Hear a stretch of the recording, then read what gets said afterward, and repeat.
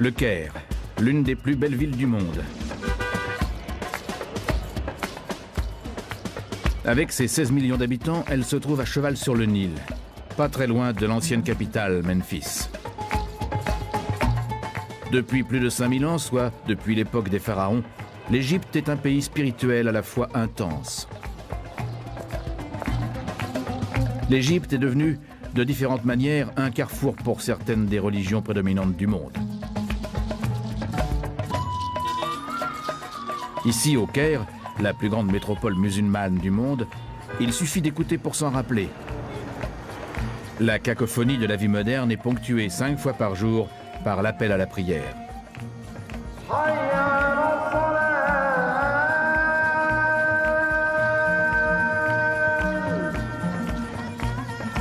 Le Caire compte des centaines de mosquées de tous âges et de toutes dimensions. La grande mosquée du sultan Hassan a été construite au cours du XIVe siècle. C'est la manifestation extraordinaire d'une inspiration spirituelle considérable. Cependant, le judaïsme et le christianisme ont également trouvé force et motivation dans cette ville. Ces religions ont ici aussi leur lieu de culte. La synagogue Ben Ezra a été construite au IXe siècle. La légende veut que ce soit à cet endroit que la fille du pharaon ait recueilli Moïse, alors bébé, avant que le Nil ne l'emporte.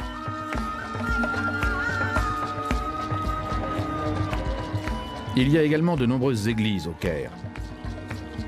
La plupart sont coptes, une secte qui formait l'une des premières branches du christianisme. J'ai visité l'église suspendue datant du IVe siècle où l'on peut se rendre compte des liens spirituels intacts qui existent avec l'histoire ancienne de l'Égypte. Si l'on cherchait les images et les sons de l'ancienne Égypte aujourd'hui, c'est ici, dans l'église copte, qu'on les trouverait.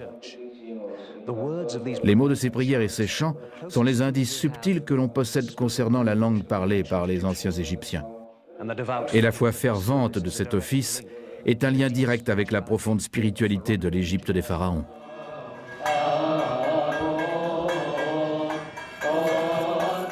Les chants, l'encens et les hiéroglyphes, encore utilisés dans la langue copte, remontent à une religion encore plus ancienne qui a commencé ici il y a plus de 50 siècles. Aujourd'hui, les lieux de culte du Caire représentent un lien tangible avec cette époque lointaine. Une époque à laquelle de magnifiques temples fournissent le fondement spirituel de l'une des premières grandes civilisations de l'humanité. Le pouvoir des anciens pharaons trouve ses origines dans une hiérarchie complexe de dieux et de déesses. C'est une religion qui attache beaucoup d'importance aux rituels et cérémonies. Au centre de cette religion se trouve le temple, lieu merveilleux et mystérieux. Les temples étaient des points de contact entre l'humain et le divin. Fondamentalement, les Égyptiens concevaient le temple comme étant avant tout la demeure des dieux. Dès lors, l'objet essentiel du rituel au temple était de prendre soin des dieux et de les nourrir. La seconde fonction du temple est de représenter physiquement la conception égyptienne de la création.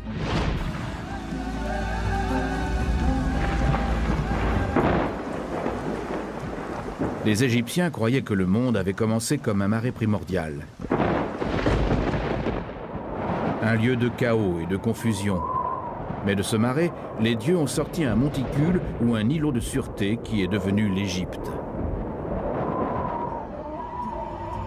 Afin de symboliser ce monticule créateur, les temples sont toujours construits avec une section légèrement surélevée en leur milieu. Le tertre du temple rappelle aux Égyptiens que le chaos primordial pourrait revenir si les dieux n'étaient pas contents. Pendant plus de 3000 ans, la peur du chaos et le désir d'ordre ont été au cœur des croyances religieuses de la civilisation égyptienne. Les Égyptiens connaissent très clairement la limite entre les deux. Le désert représente le chaos et l'absence de vie. La vallée alimentée par le Nil représente la sécurité. Le temple est l'institution qui a assuré la sécurité de l'Égypte. Le Dieu assurait la stabilité. Il empêchait le chaos. Vous savez qu'au cœur du temple, le Dieu est là, veillant sur vous, et que le pharaon va faire à ce Dieu les offrandes appropriées en votre nom, que le monde va continuer à fonctionner correctement. Le Nil va se gonfler, il y aura des crues, la nourriture va pousser. C'est un processus mutuel qui continue à travers les âges.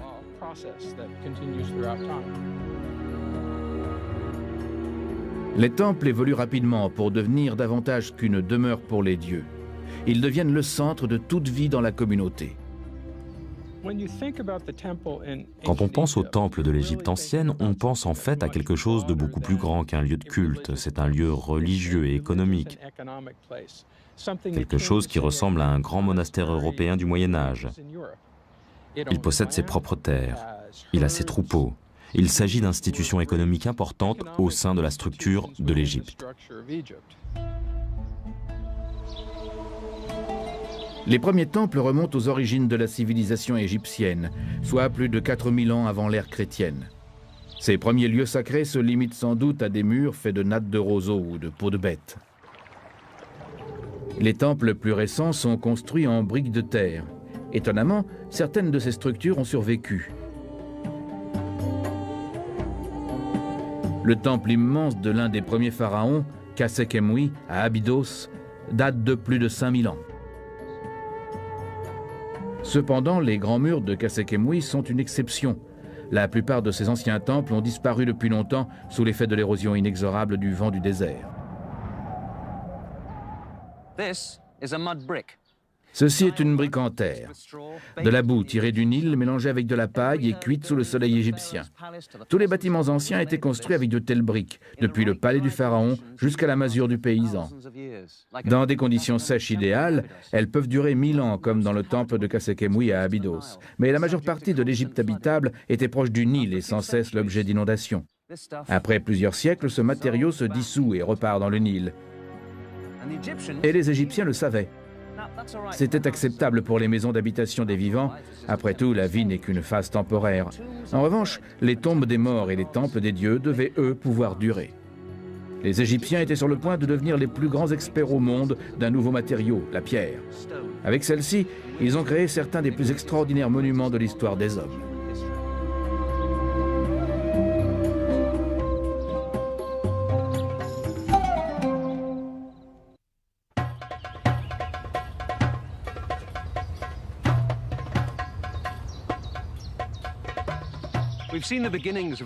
Nous avons découvert les débuts de la construction de temples en Égypte.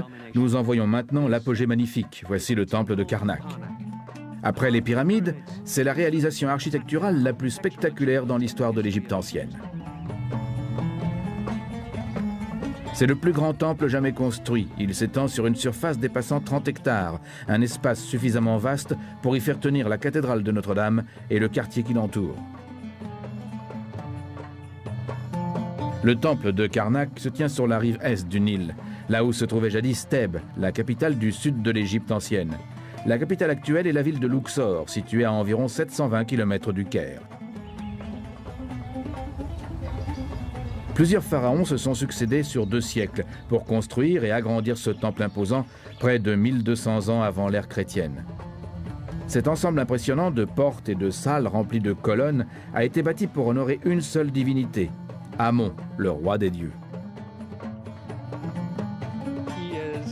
C'est un dieu très important, le dieu le plus important en Égypte. Du fait de cette position, celle de roi des dieux, il reçoit les faveurs du pharaon. Et toutes les grandes salles qui sont ici, les pylônes, tout est construit pour lui.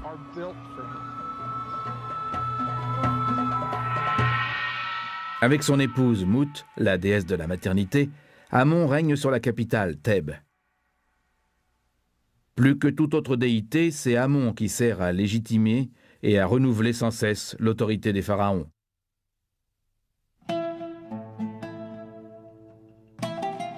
Dans les recoins les plus sombres, les plus silencieux de Karnak, le dieu Amon réside sous la forme d'une statue. Curieusement, la statue n'a rien de colossal. C'est au contraire une représentation de dimension modeste qui peut être facilement transportée lors de festivités. Les longs murs de Karnak étaient faits d'énormes blocs de grès.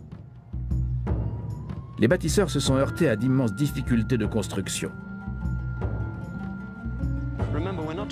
N'oubliez pas qu'il n'est pas question de grue ou même de simples palans pour soulever ces blocs de pierre et les mettre en place. À la place, les maçons de l'Égypte ancienne se servent de terre.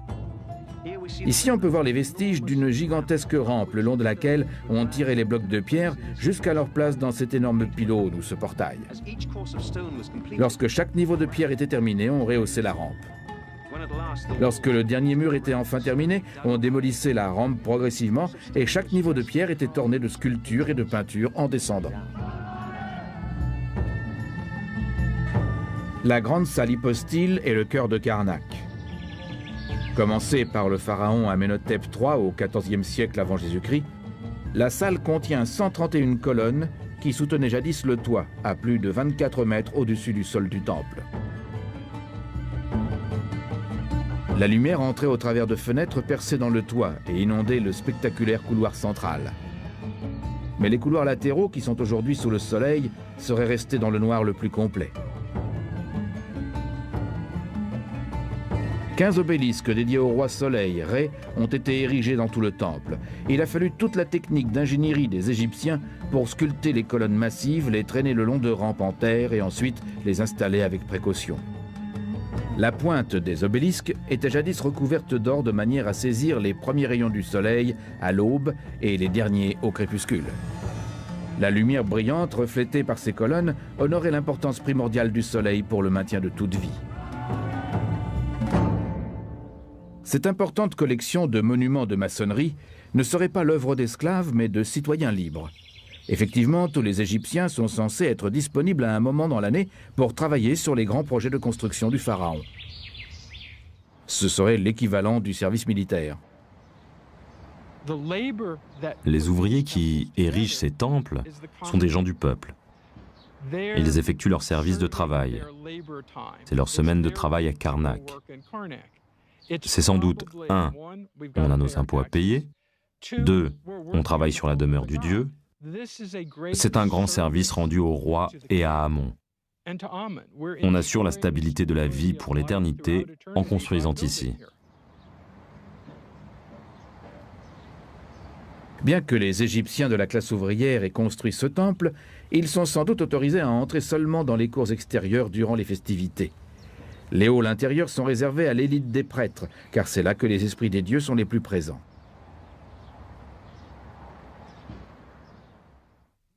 Chaque pharaon se sent à son tour appelé à proclamer sa dévotion à Amon, et par la même occasion sa propre grandeur.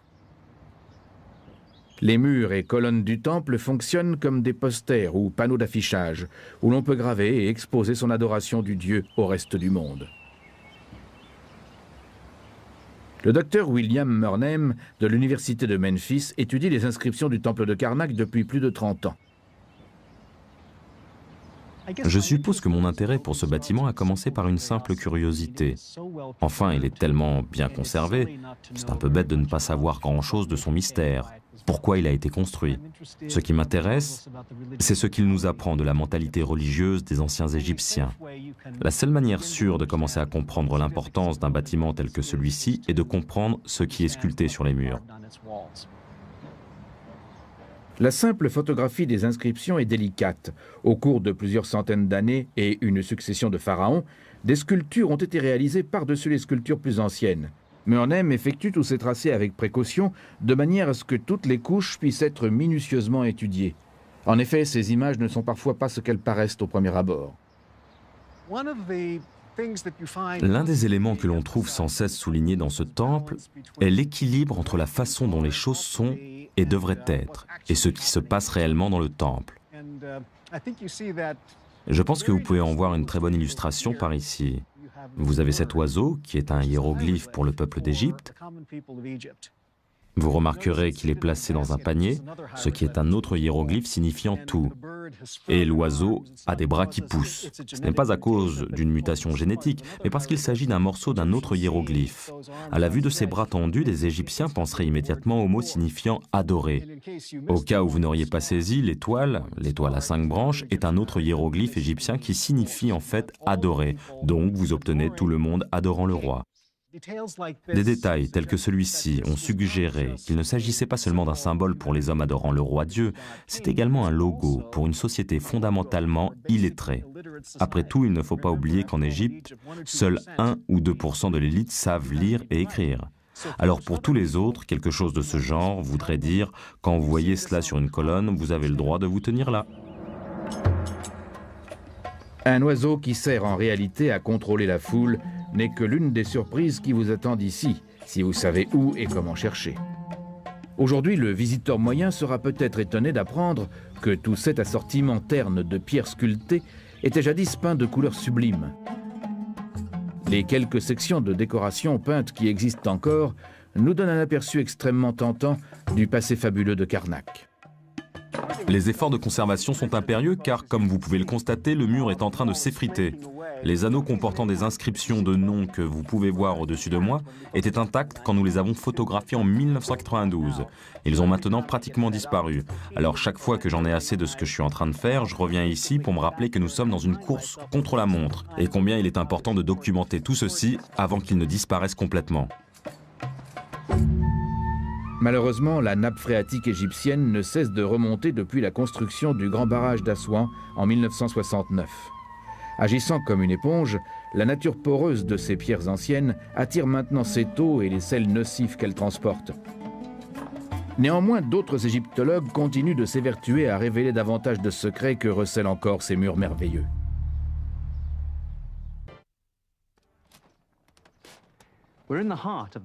Nous sommes au cœur du temple de Karnak, le Saint des Saints, où la statue du grand dieu Amon était conservée.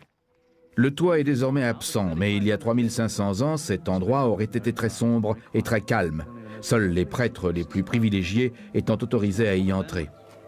Chaque matin, l'un d'entre eux ouvrait les portes de la châsse du dieu lui-même, dont la statue se tenait ici. Ensuite, on lavait la statue, on lui donnait son bain matinal et on l'enduisait d'huile précieuse. Après quoi, on l'habillait de vêtements les plus délicats. On lui laissait des offrandes, ici des fleurs ou des huiles peut-être.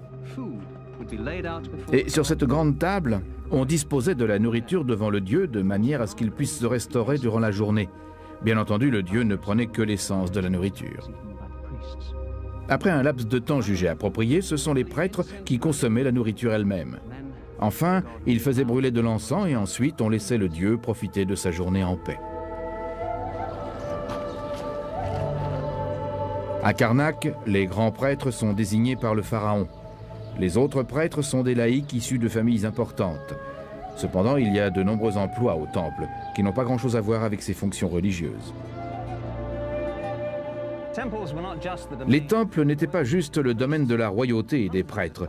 Des centaines d'hommes du peuple étaient nécessaires au fonctionnement quotidien de ces immenses centres religieux. Des fermiers, des charpentiers, des maçons, des forgerons, des potiers et beaucoup d'autres étaient employés par les temples qui comptaient sur eux pour leurs besoins physiques aussi bien que spirituels. Charles Van Sicklen est en ce moment en train de conduire les fouilles sur le site d'un ancien atelier qui était autrefois au service du temple de Karnak. À un moment au cours de l'histoire du temple de Karnak, ceci était une fabrique. C'était l'endroit où ils fabriquaient les statues, c'était l'endroit où ils fabriquaient les bijoux, ils traitaient le cuivre. À cet endroit particulier, on trouve beaucoup d'indices contradictoires sur ce qui se passe. J'ai des endroits où il y a des concentrations de terre riches en particules métalliques que l'on n'a pas encore analysées, mais qui ressemblent fort à quelque chose dont on ne prononce pas le nom en égyptologie. C'est le mot qui commence par un O. C'est terrible. Ce mot, c'est l'or. Les archéologues ont horreur de trouver de l'or parce que c'est seulement un problème et ça ne vous apprend jamais rien. L'attrait séculaire de l'or a semé la confusion dans plus d'un site de fouilles. Pour des archéologistes sérieux, sa présence ne fait que les distraire de la poursuite de découvertes plus importantes. Il y a toute une série de bassins, l'un au-dessus de l'autre. Ils descendent sur plus d'1,20 m. Et ils mettaient de l'étoffe au fond et attendaient que des dépôts se forment. Les dépôts étaient éliminés par filtrage et ils rajoutaient de l'eau jour après jour. Peut-être essayaient-ils d'extraire de l'or. C'est sans doute la théorie la plus plausible pour cette semaine. C'est une question à laquelle je n'ai pas encore trouvé de réponse. Mais c'est ça l'archéologie. Toutes les facettes de la vie quotidienne des Égyptiens dépendent de la poterie. On trouve partout des jarres, des bouteilles, des cuvettes, des bols et des pots. On pourrait penser que toutes les poteries sont déterrées et conservées. Cependant, plus de 3000 ans d'histoire ont contribué à les réduire en morceaux. Cet endroit est presque entièrement jonché littéralement de millions de tessons de poterie. Voici un tesson que je qualifie habituellement de zabala, un terme arabe qui signifie ordure. C'est un morceau d'une poterie qui ne possède aucun élément caractéristique susceptible de me fournir des renseignements la concernant. Alors on le jette.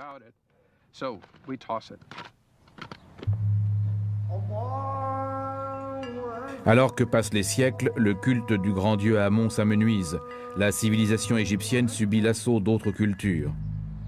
Le temple de Karnak est finalement fermé par les Romains au IVe siècle.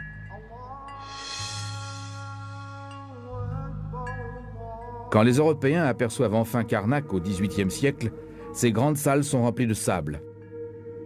Des feux de camp ont noirci ces beaux murs peints, et seuls des paysans et leurs ânes examinent les inscriptions sacrées qui étaient à l'origine destinées aux dieux. Mais alors que commence le XXe siècle, Karnak est à nouveau rempli d'énergie et de passion. Sauf qu'il s'agit désormais de la passion de la découverte et de la restauration. Aujourd'hui, personne ne vit plus à Karnak. On a déblayé le sable pour découvrir ceci. Des centaines de blocs de pierre. À l'issue d'investigations longues et précises, François Larcher et son équipe française ont réussi l'impossible. À partir de ces blocs pris au hasard, ils sont parvenus à reconstruire un bâtiment entier. Ils ont recréé la chapelle rouge de la reine Hatshepsut.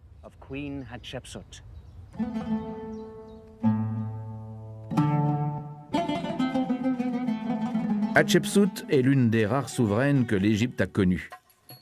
En 1487 avant Jésus-Christ, soit 4 ans avant la fin de son règne, cette reine dynamique a fait construire un petit temple juste en dehors de Karnak. Réalisé en quartzite rouge, il devient rapidement connu sous le nom de chapelle rouge. Elle n'est utilisée que pendant quelques années.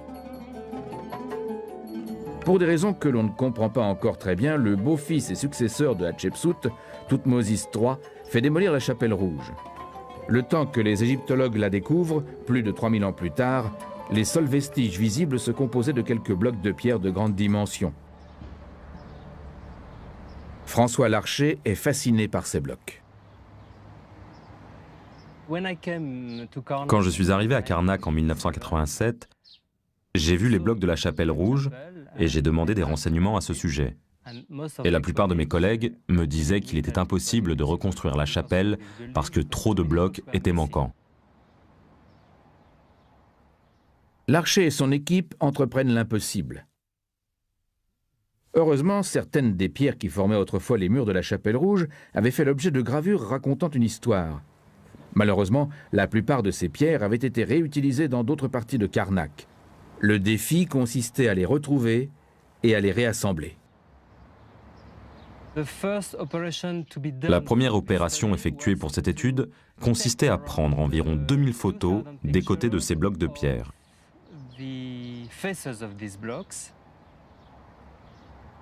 Les photos des blocs de la chapelle servent à Larcher de patron à partir duquel il peut travailler. C'est comme assembler les pièces d'un puzzle en 3 dimensions. Vous n'avez pas la boîte, donc vous n'avez pas la photo, et il manque la moitié des pièces. La chapelle rouge avait été conçue pour contenir un petit bateau. Le bateau servait à transporter le dieu Amon lors de l'importante fête de Hopet qui avait lieu chaque année au début des inondations. Au cours de la procession, le bateau de Amon était porté hors de Karnak et défilait devant les gens du peuple lors d'un parcours d'une journée pour aller rencontrer le roi. Au cours de cette rencontre, le roi rendait hommage au dieu et le dieu renouvelait le droit du pharaon de régner pour une autre année. Des scènes de ce voyage étaient dépeintes sur des blocs numérotés qui faisaient partie des murs de la chapelle. Une fois que Larcher a découvert certains de ces blocs, il a la clé qui lui permettra de comprendre l'ordre de chaque rangée de pierres. Si 5 blocs dans une rangée ont une longueur individuelle d'environ 75 cm, il est logique que le bloc manquant dans la série sera de la même longueur. Les scènes avec la chasse et celles avec les prêtres portant la barque sont de la même longueur. Il était relativement facile d'additionner ces longueurs aux parties manquantes pour reconstruire une partie du troisième niveau.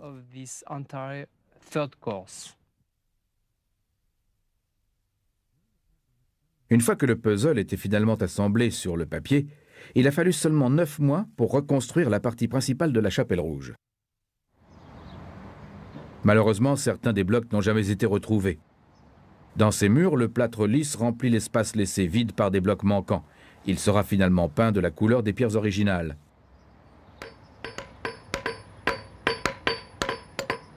Le travail continue sur la chapelle rouge alors que certaines des pièces manquantes sont recréées à la main. Cependant, pour la première fois depuis le Nouvel Empire, on peut admirer la magnifique châsse de Hatshepsut et s'étonner de tout ce que nous ne connaissions pas. Je trouve qu'il est fascinant d'essayer d'imaginer les scènes mystérieuses et dramatiques qui se déroulaient jadis dans cette merveilleuse petite chapelle.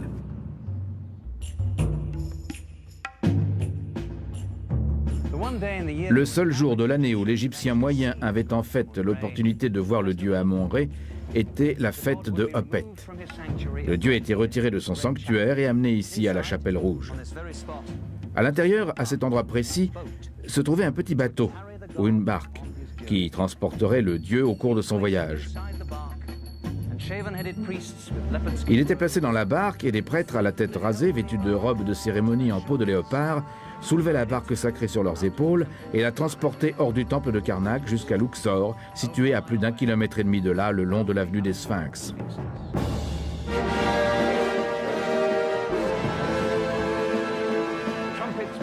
Les trompettes retentissent à l'approche de la procession du dieu. Des soldats dans des chars couverts de plumes font la haie le long du parcours.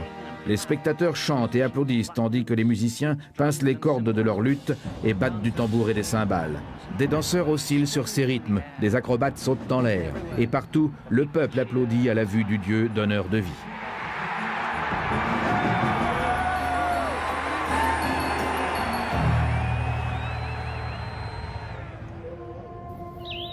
Les nombreux vestiges du temple de Karnak subsistent pour nous donner un merveilleux aperçu de ce à quoi ressemblait cet endroit il y a 3500 ans. Néanmoins, les effets du temps, du vent, d'un tremblement de terre et même du vandalisme ont été dévastateurs. Il faut nous tourner vers d'autres temples pour pouvoir apprécier le caractère mystique de l'architecture des temples égyptiens ainsi que la beauté délicate de leur décoration. L'un des plus imposants de ces temples a été construit pendant la période de prospérité de Karnak. Il a été créé par le pharaon Séti Ier, le père de Ramsès le Grand, pour honorer Osiris, le dieu des enfers. Je voulais voir ce temple très spécial, alors j'ai descendu le Nil pendant quelques heures, de Karnak jusqu'à la ville ancienne de Abydos.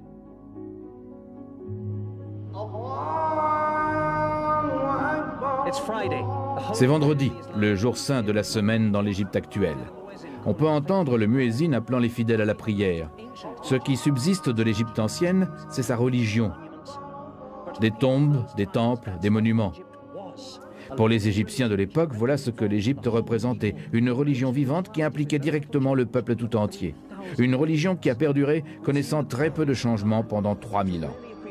Nous avons vu les splendeurs de Karnak, cependant, afin de les apprécier réellement et de comprendre le pouvoir de l'influence de ces temples du Nouvel Empire, il faut venir ici à Abydos, ce temple extraordinaire bâti par Séti Ier pour le dieu Osiris.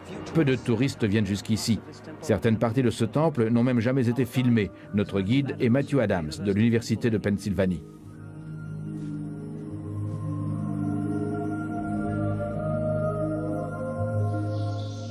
Matthew, parlez-nous de cet endroit étonnant. Où nous trouvons-nous? Eh bien, nous nous trouvons dans la première salle hypostyle du temple de Séti Ier à Abydos. Et nous venons d'entrer, quittant le monde ensoleillé des vivants, de l'Égypte ancienne, et nous nous introduisons lentement dans le monde un peu plus sombre du divin. Séti Ier est à l'origine de la construction de ce temple. Quelle était son intention? Eh bien, depuis au moins le début du Moyen Empire, aux alentours de 2000 avant Jésus-Christ, Abydos était considéré comme le principal lieu de culte du dieu Osiris, le souverain du pays des morts. Les Égyptiens croyaient qu'il avait été enterré ici, que sa tombe se trouvait ici, dans le désert, Et Séti voulait s'associer au culte de Osiris. En bâtissant ce temple magnifique, c'est ce qu'il a réussi à faire.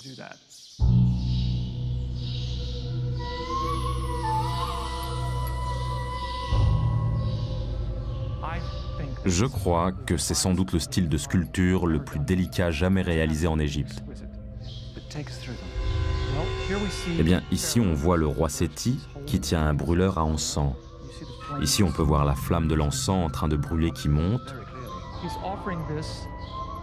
Il fait offrande de cela une représentation du dieu Osiris qui est accompagné de plusieurs autres déités. On voit Osiris trônant sur une estrade à l'intérieur d'une châsse qui est seulement indiquée par la présence de lignes fines encerclant la représentation. Où cette châsse pouvait-elle se trouver? Le temple comportait un certain nombre de chapelles consacrées à différentes déités. L'une d'entre elles était consacrée à Osiris, et cette représentation, ou l'image de ce qui était représenté, devait se trouver dans la chapelle. Est-ce qu'on peut aller voir? Voici la chapelle d'Osiris, et on le voit sous différentes apparences, ici avec le roi faisant offrande d'encens et de libations, et en adoration devant l'image du dieu. Cela donne vraiment une idée de ce à quoi ressemblaient les décorations originales de la plupart des temples égyptiens. Elles devaient être dans ces tons incroyablement vibrants et vifs. On dirait presque que l'artiste a reposé son pinceau et quitté le temple hier seulement. Les images que l'on voit ici nous sont d'une grande assistance pour comprendre la nature des rituels ayant lieu au temple. Cependant, le temple Séti n'est pas uniquement important pour permettre aux égyptologues de comprendre les dieux, les cultes et les rituels du temple. Il revêt également une importance particulière dans l'histoire de l'Égypte. Les murs de cette pièce nous apportent l'un des plus importants documents historiques datant de l'Égypte ancienne, quelque chose qui a été d'une valeur immense pour permettre aux égyptologues de comprendre la chronologie de l'histoire égyptienne. Il s'agit de la liste des noms des rois de l'Égypte ancienne.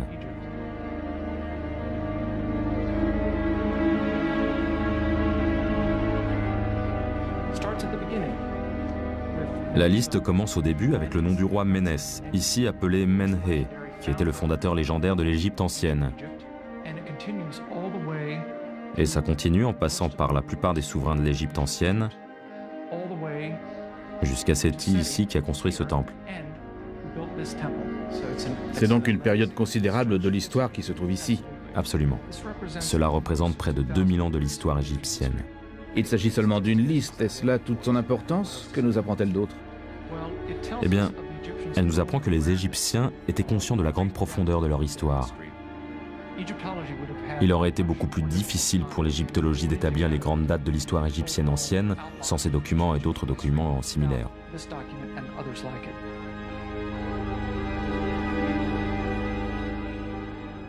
Bien que Séti Ier soit le dernier nom sur la liste, il est mort avant que le temple ne soit achevé. C'est son fils Ramsès qui l'a fait terminer. Cependant, l'histoire le considérera toujours comme le cadeau éternel de Séti, un magnifique monument dédié à la spiritualité profonde et à la grandeur artistique de l'Égypte ancienne.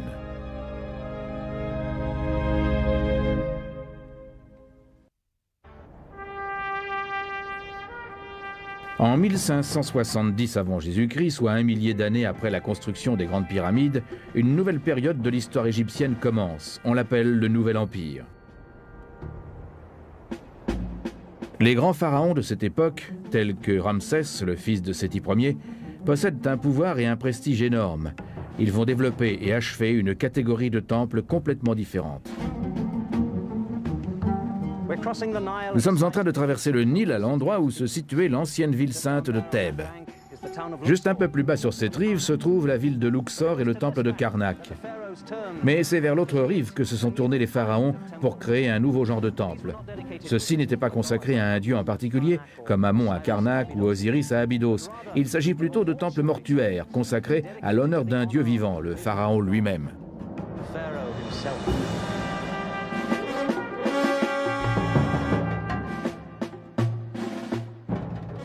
Les pharaons ont toujours nécessité un lieu où, même après la mort, ils pourraient recevoir des louanges et des offrandes. Un endroit adapté où leur mémoire pourrait être vénérée quotidiennement. Il ne suffit pas que leur corps soit préservé. Il faut également maintenir la mémoire glorieuse du roi défunt afin qu'il conserve sa propre place dans l'éternité.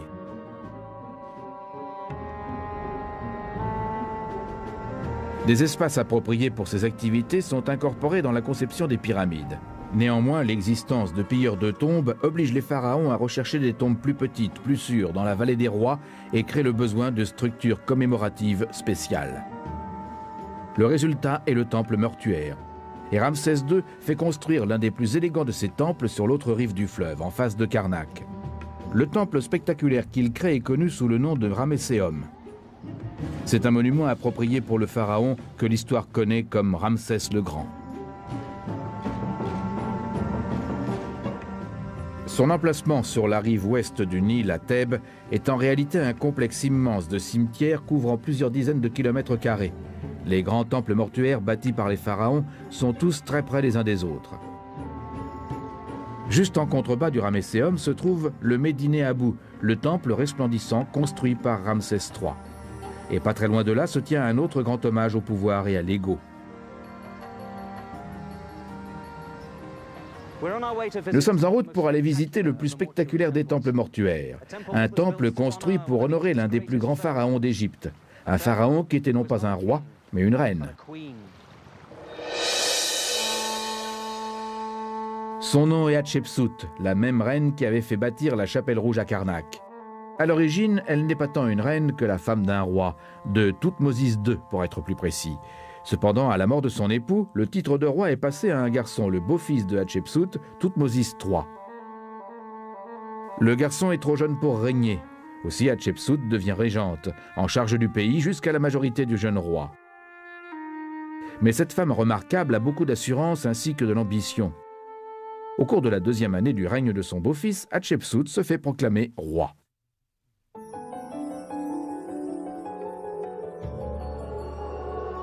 Elle décrète qu'elle sera dorénavant décrite non pas comme une femme, mais comme un homme, jusqu'à la fausse barbe traditionnelle du pharaon. Le règne de Hatshepsut est paisible et l'Égypte prospère. Des expéditions de commerce sont envoyées vers des terres lointaines. Et la reine élabore des projets de construction gigantesques.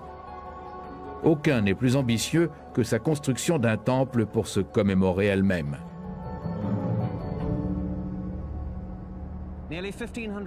Près de 1500 ans avant l'ère chrétienne, la reine Hatshepsut commence la construction d'un temple pour rendre hommage à son règne. Elle a choisi cet emplacement spectaculaire, un amphithéâtre naturel en pierre. Des escarpements de plus de 300 mètres. Aujourd'hui, il porte le nom de Der el-Bahari, mais pour les anciens, c'était le sublime des sublimes.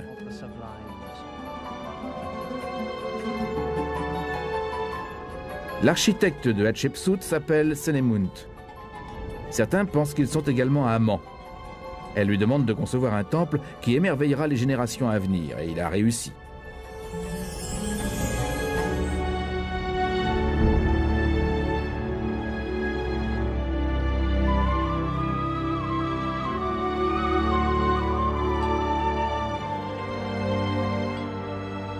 Aucun constructeur de l'Égypte ancienne ne possède un meilleur sens du dramatique que Senemunt. 3 terrasses parfaitement proportionnées s'élèvent du sol de la vallée et semblent se fondre dans les imposantes falaises qui entourent le temple. Des rampes soigneusement proportionnées relient ces niveaux. Il y a des statues de la reine partout. Et dans les tons doux du désert, de l'aube au crépuscule, les pierres du temple dégagent une lueur magique, proclamant pour l'éternité la grandeur et le caractère sacré de la reine Hatshepsut. Cependant, la renommée peut s'avérer éphémère. Le contrôle par Hatshepsut de ce merveilleux temple ne va pas durer. Le travail sur ce chef-d'œuvre architectural commence au cours de la 7e année du règne de Hatshepsut et continue pendant 15 ans. Ce temple est construit en son honneur, alors que son image est omniprésente. Hatshepsut représenté en pharaon, Hatshepsut en Osiris le dieu. Alors que son temple est toujours debout 3500 ans plus tard, la plupart des représentations de la grande reine elle-même ont été détruites peu après sa mort. Thoutmôsis III devient pharaon d'Égypte en 1483 avant Jésus-Christ. Il est convaincu que sa belle-mère n'aurait jamais dû devenir pharaon. Alors, quand il arrive à la fin de son règne, il fait tout son possible pour effacer toute image de la reine de son propre temple. Mais ici, c'est le temps le plus grand ennemi. Les occupants suivants poursuivent la dégradation de ces sculptures et des tremblements de terre font tomber murs et colonnes. Arrive enfin le XXe siècle, le superbe temple de Hatshepsut est dans un triste état. Les pavés se sont soulevés, d'énormes blocs de balustrades se sont effondrés et des tas informes jonchent le sol. En 1960, le gouvernement a financé un projet de restauration, travaillant avec un groupe d'égyptologues polonais. C'est depuis un modèle de coopération internationale.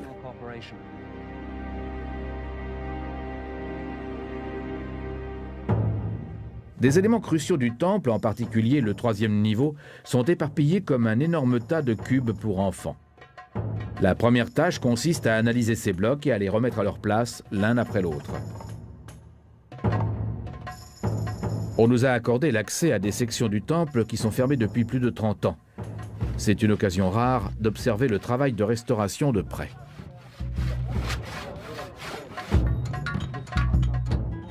Des méthodes anciennes sont employées pour recréer les parties manquantes. La pierre est extraite des carrières d'origine et apportée ici à Deir el-Bahari.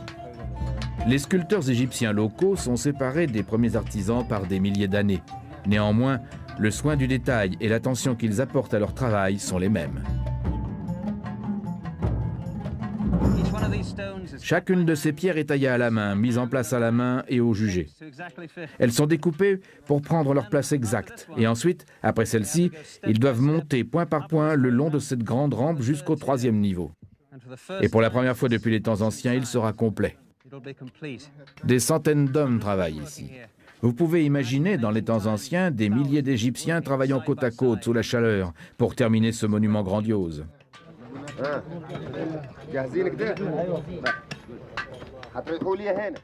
Avec des fonds limités, il n'y a pas de machine moderne ici. Au lieu de cela, les ouvriers se servent de leur dos pour porter les charges lourdes. Pour se donner du rythme, ils entonnent un chant de travail en l'honneur du prophète Mahomet.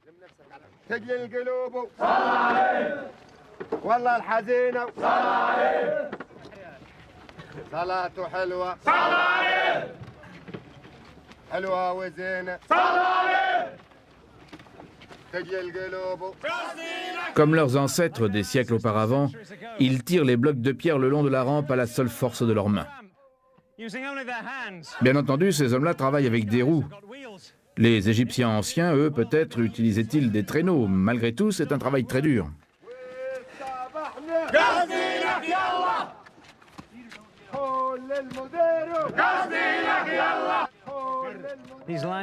Ces blocs de pierre calcaire sont modernes, mais ils sont coupés aux mêmes tolérances que les pierres anciennes.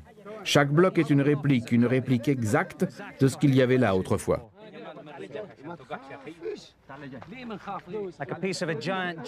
Comme une pièce d'un puzzle géant, une section originale du temple de Hatshepsut est mise en place sur la section moderne correspondante.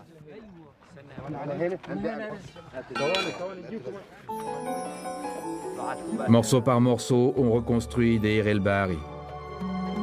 Il est difficile d'obtenir des financements pour ce travail. Il a fallu plus de 30 ans.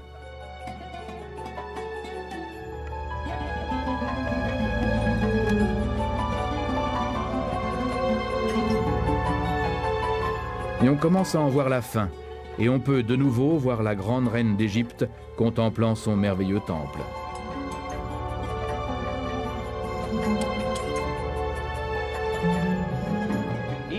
Chaque année, au cours d'une fête spéciale, le dieu Amon-Ré était amené ici sur le troisième niveau du temple de Hatshepsut.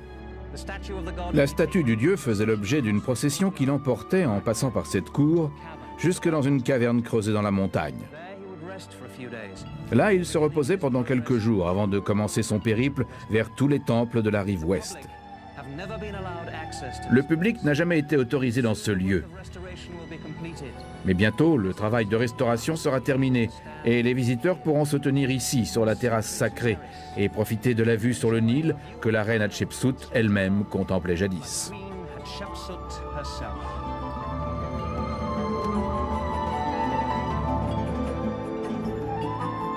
Comme toutes les structures anciennes de l'Égypte, les grands temples subissent de nombreuses menaces de la part du temps et des éléments. Les peintures continuent de disparaître, les inscriptions subissent l'érosion, la montée de la nappe phréatique menace les fondations et représente un risque pour les sculptures importantes. Cependant, grâce au travail de nombreuses personnes dévouées, ces grandes demeures des esprits sont toujours là, fort heureusement. Elles proclament à l'histoire la relation unique des Égyptiens avec leur Dieu.